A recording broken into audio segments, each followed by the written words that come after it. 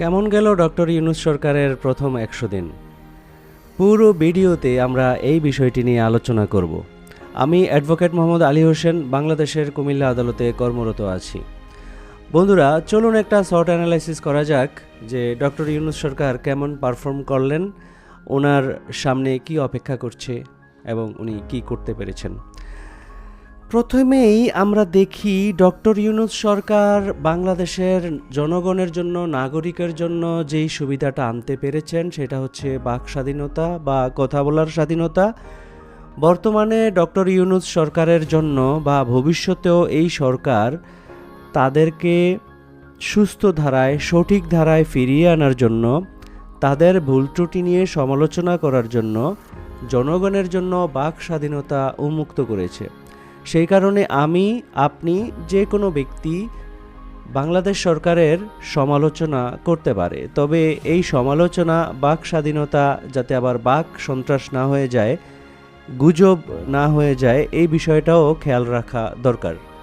এছাড়া যারা সরকারি প্রশাসনে কর্মরত আছেন তারাও যাতে বাক স্বাধীনতার সাথে সাথে বাক সন্ত্রাস না করে ফেলেন সেই দিকটাও খেয়াল রাখতে হবে। সো বাক স্বাধীনতা আনাটা ছিল এই সরকারের একটা অন্যতম উপায়, যা জুলাই আগস্ট মাসে পালিয়ে যাওয়া শেখ হাসিনার সরকারের সময়ে আমরা উপভোগ করতে পারি নাই। সেকেন্ডলি, বর্তমান অন্তর্বর্তীকালীন সরকার অনেকগুলি কমিশন করে দিয়েছেন বাংলাদেশের রাজনীতি সংস্কার করার জন্য, গুম প্রতিরোধ করার জন্য, বা গুম বিষয়ে যা হয়েছে গুম কমিশন গঠন করেছেন। এছাড়া আরও অন্যান্য অনেকগুলি সংস্কার কমিশন করেছেন যাতে বাংলাদেশে কী খাতে সংস্কার করা যায় এই বিষয়ে ব্যবস্থা নেওয়া যায় এই বিষয়ে।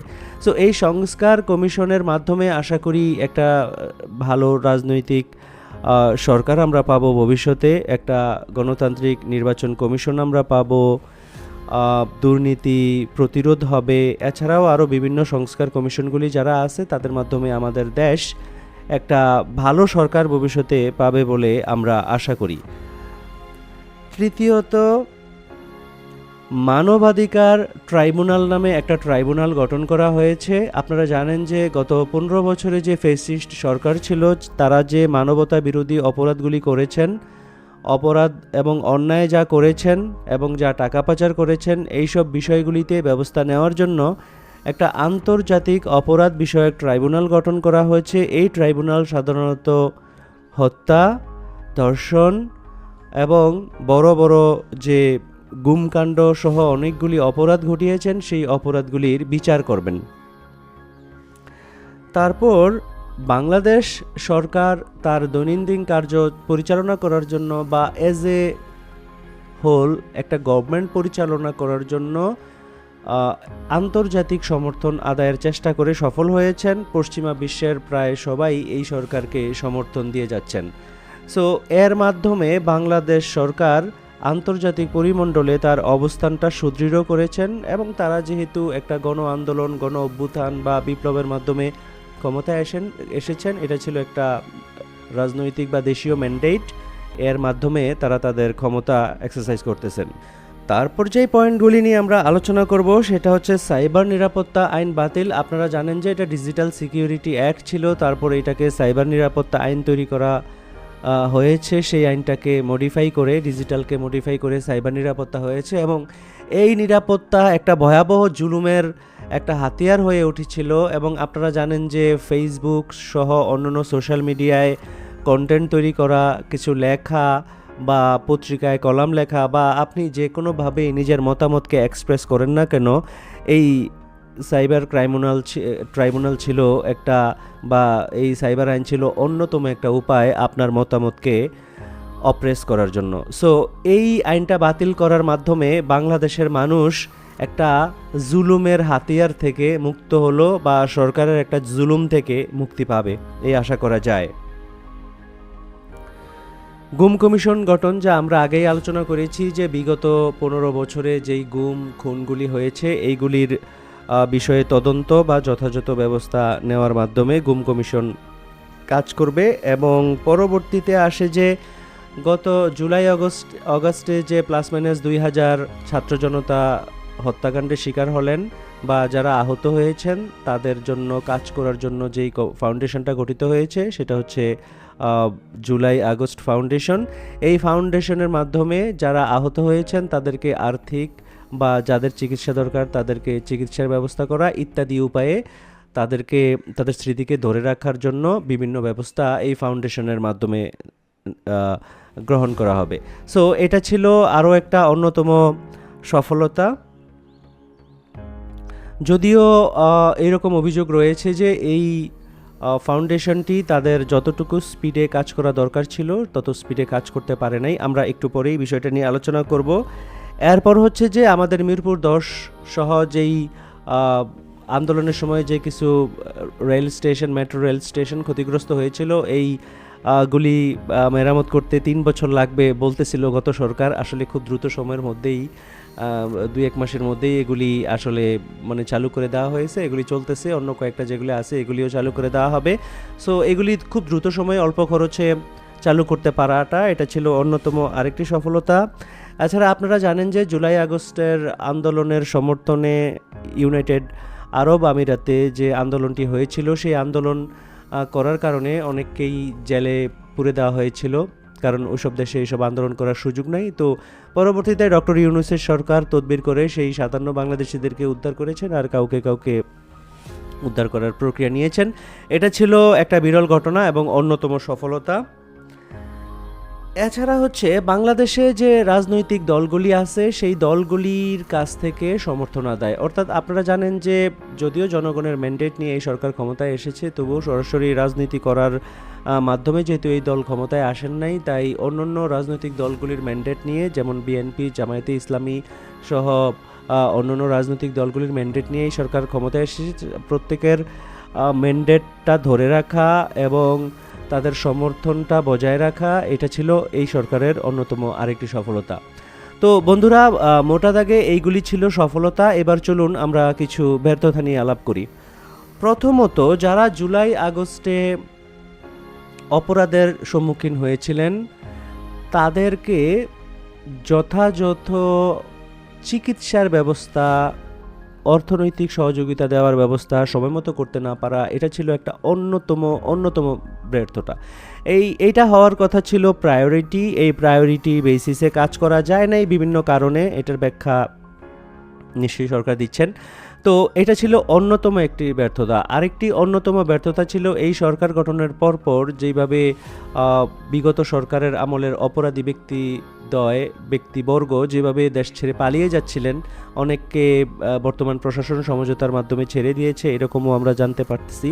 এটা ছিল অন্যতম আরেকটি ব্যর্থতা। যদিও একটা নতুন সরকার ক্ষমতায় এসে হঠাৎ করে তো আরেকটা প্রশাসনকে ঢেলে সাজানো যায় না, এই সুযোগটা ওই অপরাধীরা নিয়েছেন, তবুও ব্যর্থতা ছিল। এটাই হচ্ছে ব্যর্থতা, অন্যতম একটা ব্যর্থতা। এই দুইটা অন্যতম ব্যর্থতা ছিল। পাশাপাশি ছিল উপদেষ্টা নিয়োগ নিয়ে কথা আছে যে যথেষ্ট উপযুক্ত উপদেষ্টা নিয়োগ দেওয়া হয়নি। যারা এই সরকারের উপদেষ্টা যারা আছেন এদের মধ্যে থেকে 4-5 জন ছাড়া অধিকাংশ উপদেষ্টারা এই জুলাই আগস্টের বিপ্লবের সাথে ওই রকম কোনোভাবেই কানেক্টেড ছিলেন বা সংহতি প্রকাশ করেছিলেন, এই বিষয়ে কথা বলেছিলেন বা তাদের কোনো সাফারিংস আছে, এই বিষয়ে আমরা কোনো কিছু জানতে পারি নাই। তারা তাদের রেগুলার জব করতেছিলেন, এর ফাঁকে তাদেরকে কোনোভাবে উপযুক্ত মনে হয়েছে, তাদেরকে নিয়ে আসা হয়েছে। কয়েকজনের বিরুদ্ধে অনেকগুলি অভিযোগ আছে, যেমন আলী ইমাম মজুমদার, ফারুকি, এখন আকিজ গ্রুপের যাকে নিয়োগ দেওয়া হলো, এদেরকে নিয়ে যথেষ্ট বিতর্ক রয়েছে। তো বাংলাদেশে কি আসলে উপদেষ্টা হিসেবে লোক নেওয়ার মতো যথেষ্ট লোকের অভাব আছে? অভাব তো থাকার কথা না। প্রথম দিকে যাদেরকে নিয়োগ দেওয়া হয়েছিল রাজনৈতিক দলগুলির সাথে আলাপ আলোচনা করে দেওয়া হয়েছিল, পরবর্তীতে শোনা যাচ্ছে যে এখন বৈষম্য বিরোধী ছাত্র আন্দোলন বা বিএনপি সহ অন্যান্য রাজনৈতিক দলগুলির সাথে আলাপ আলোচনা করে নেওয়া হয়নি, যেই কাজটা সঠিক হয়নি। সকলের সাথে উপযুক্ত পরিবেশে আলাপ আলোচনা করে উপযুক্ত ব্যক্তিদেরকে উপদেষ্টা হিসেবে নিয়োগ দেওয়া দরকার ছিল। এটা অন্যতম একটা ব্যর্থতা ছিল এই সরকারের। এরপরে অন্যতম যেই ব্যর্থতাটি নিয়ে আলোচনা করব সেটা হচ্ছে দ্রব্যমূল্যের ঊর্ধ্বগতি। আপনারা জানেন যে ইতিহাসে মনে হয় এই প্রথম আমরা এত দামে আলু কিনে খেতে হচ্ছে। পেঁয়াজের দাম 120 টাকা কেজি, আলুর দাম 75 টাকা 80 টাকা কেজি, ডিমের দামটা কিছুটা কমেছে, যা 185 টাকা হয়ে গেছিলো, গতকালকে 150 টাকাও কেনা গেছে। এছাড়া তরকারি সহ আরও অন্যান্য বিষয়ে তরকারিটা কিছুটা মানে মেনে নেওয়া যায়, কারণ বন্যায় অনেক ফসলের ক্ষেত ক্ষতিগ্রস্ত হয়েছে। এছাড়া অন্যান্য আরও কিছু কিছু দ্রব্যমূল্যের দাম এমনভাবে বাড়তেছে যেগুলি আসলে অযৌক্তিক।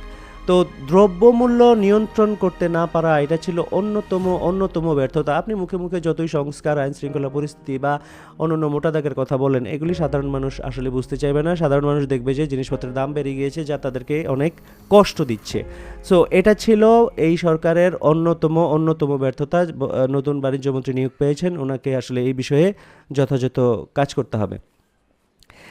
এই ব্যর্থতাগুলির ফলে যেই থ্রেটগুলি রয়েছে সেটা হচ্ছে বিরোধী দল আওয়ামী লীগ, তার কোনো অনুশোচনা নেই, কোনো অনুতপ্ত ভাব তাদের মধ্যে খুব একটা দেখা যাচ্ছে না।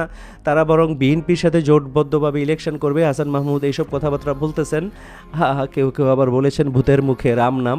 তো যাই হোক, এইটা আসলে মানে তাদের মধ্যে কোনো শোক নেই, অনুশোচনা নেই, এত মানুষের মৃত্যুর কথা বলা নেই। শুধুমাত্র তাদের দলীয় কয়জন মারা গেছে, কয়জন পুলিশ কিভাবে ক্ষতিগ্রস্ত, এইসব কথা ওনারা বলেন। কিন্তু এই যে বিএনপি বা মানে বৈষম্য বিরোধী ছাত্র আন্দোলনের যে হাজার হাজার ব্যক্তি নিহত হয়েছেন, আহত হয়েছেন, এই বিষয়ে তাদের কোনো বক্তব্য পাওয়া যায় না।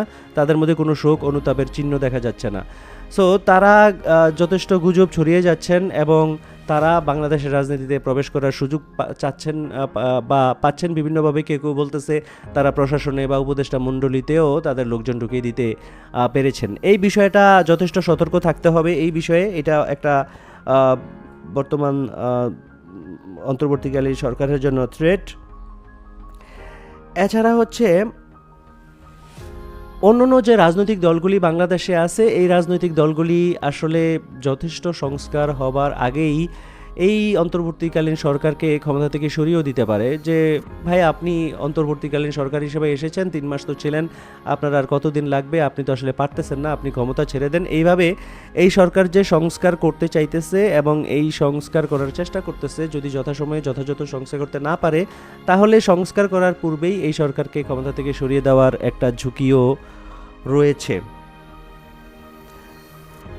এছাড়া বাংলাদেশের প্রশাসনে আপনারা জানেন যে বিগত ফেসিস্ট সরকারের আমলে রেখে যাওয়া প্রশাসন কিংবা বাংলাদেশের আমলা যাদেরকে বলা হয়, তারা রয়ে গেছেন এবং তারাও এই সরকারের আসলে নির্দেশ যথাযথ পালন হয়তো করতেছেন না, বা এটাও একটা অন্যতম বাধা হিসেবে দাঁড়াইতে পারে ভবিষ্যতে কোনো উন্নয়ন কর্মকাণ্ড পরিচালনা করার জন্য। এই বিষয়টাও ঝুঁকি হিসেবে এই সরকারের রয়ে যেতে পারে। এরপরে এখন আমরা আলোচনা করব যে কি কি অপরচুনিটি এই সরকারের রয়েছে, যা সরকারকে বিবেচনায় নিয়ে ইউজ করতে হবে। এই অপরচুনিটিগুলি হলো, একটা নির্দিষ্ট শ্রেণী বাদে যারা ফ্যাসিস্ট সরকারের দোসর আছেন বা ফ্যাসিস্ট সরকারের দলীয় লেজুর বৃত্তির রাজনীতি যারা করেন বা হালুয়া রুটির ভাগিদার যারা পাচ্ছেন, তাদেরকে ছাড়া মোটামুটি একটা অধিকাংশ বাংলাদেশের ছাত্র জনতা, রাজনৈতিক দল সকলের একটা অকুণ্ঠ সমর্থন রয়েছে এই অন্তর্বর্তীকালীন সরকারের উপর। সো এই সমর্থনটাকে যথাযথ কাজে লাগাতে হবে বর্তমান সরকার, এতে ভুল করা যাবে না। এই সমর্থনটাকে কাজে লাগাতে হবে। স্টেক হোল্ডার যারা ছাত্র রয়েছেন, বিএনপি, জামায়াত ইসলামী, তাদের সাথে বসে বসে বিভিন্ন সময় নীতি নির্ধারণী ডিসিশনগুলি নিতে হবে, তাহলেই যথাযথভাবে তাদেরকে ইউজ করা যাবে। এরপরে যেই অপরচুনিটি রয়েছে সেটা হচ্ছে যে একটা ঢেলে সাজানোর সুযোগ রয়েছে সারা বাংলাদেশের বিভিন্ন ক্ষেত্রে ঢেলে সাজানোর যে সুযোগগুলি রয়েছে, সেই সুযোগটা অনেকটা গ্রহণ করতে হবে। মানে প্রথাগত চিন্তা ভাবনা করলে হবে না, যেহেতু একটা গণ অভ্যুত্থানের সরকার, বৈপ্লবিক সরকার, কিছু কিছু কাজ বড় পরিসরে একেবারে প্রথার বাইরে গিয়েও করে ফেলা যেতে পারে। এটা নিয়ে একটু পরেই কথা বলতেছি। এরপরের যে পয়েন্টটা সেটা হচ্ছে যে একটা নতুন সংবিধান প্রণয়নের সুযোগ এসেছে। তখন একটাই দল ছিল স্বাধীনতার সময়, আওয়ামী লীগ, পরবর্তীতে ভেঙে জাসদ হলো, তারপরে ধীরে ধীরে অনেকগুলি দল বাংলাদেশে আসলো।